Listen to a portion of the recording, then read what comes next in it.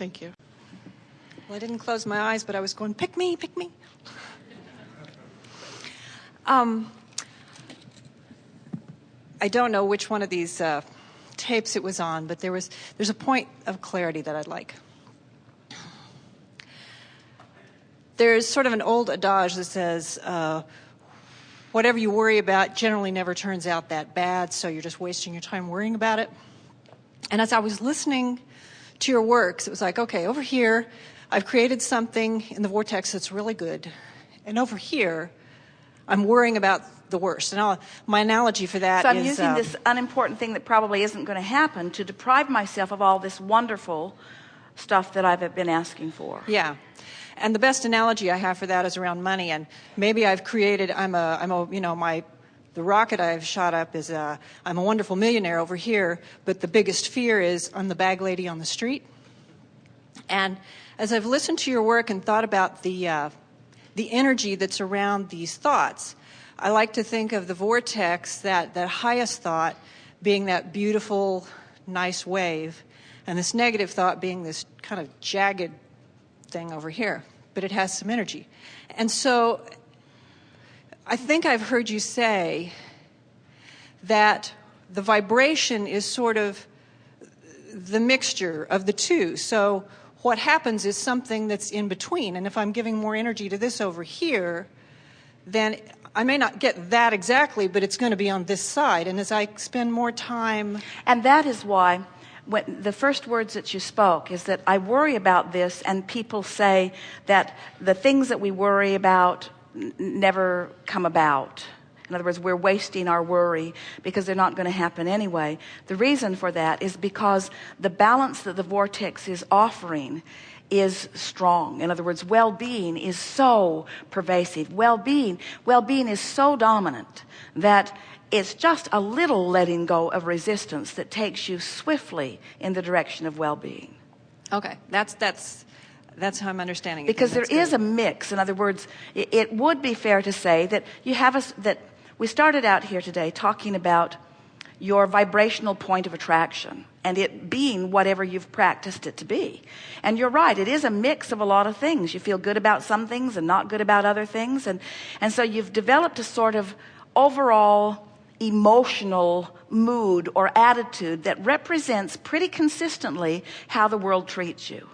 And we just want to help you incrementally and gradually improve that vibration. Yeah, it just keeps coming. So that the world can just keep treating you better and better. Yeah.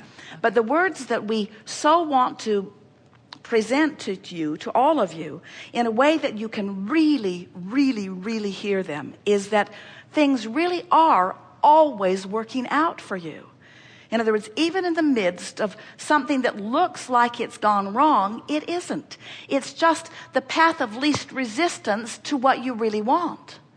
And if you could accept that, because it's hard. Sometimes when something happens, it feels like I'm being punished or I'm being disadvantaged or there's some injustice that has befallen me.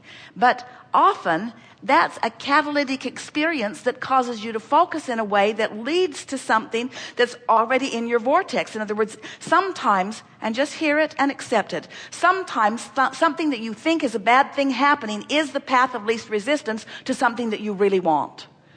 It's what it took to shake you loose of a concept that was not serving you. So Jerry and Esther, for a while, it'd be fun to dig it out again. They had a placard that they laid on the dashboard of their car, and it was written backwards. But when it reflected up on the glass, it said, "Things are always working out for me." So every moment that Esther was looking through the windshield, she was looking through, "Things are always working out for me. Things are always working out for me." And we want to say, no words, no truer words have ever been spoken. Things are always working out for you. And to the degree that you'll chill and let them, they get better and better. Very good. Thank you. That makes sense to me. Another question I had, and this is kind of a fun one. It's about Mercury in retrograde. And my best friend and my niece, all of whom were all... we put it on the page with subconscious thoughts. Okay.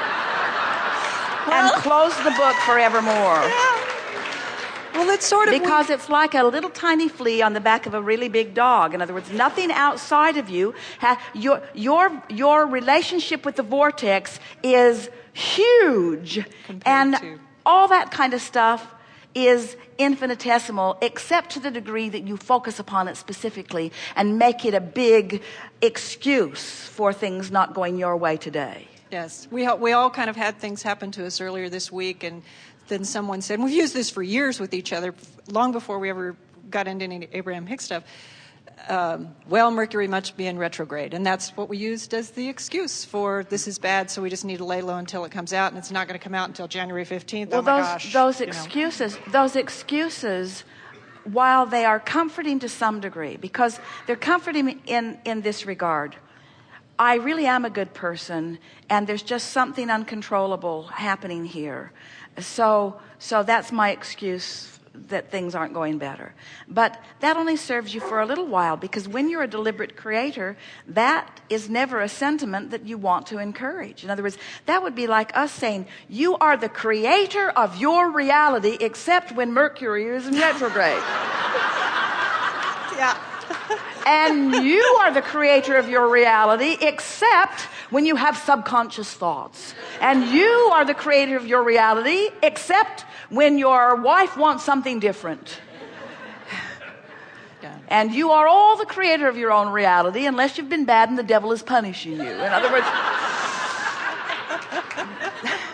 and all of that is crazy talk. In other words, you're the creator of your reality. And to the degree that you are in alignment with what you want, the universal laws have to yield it to you.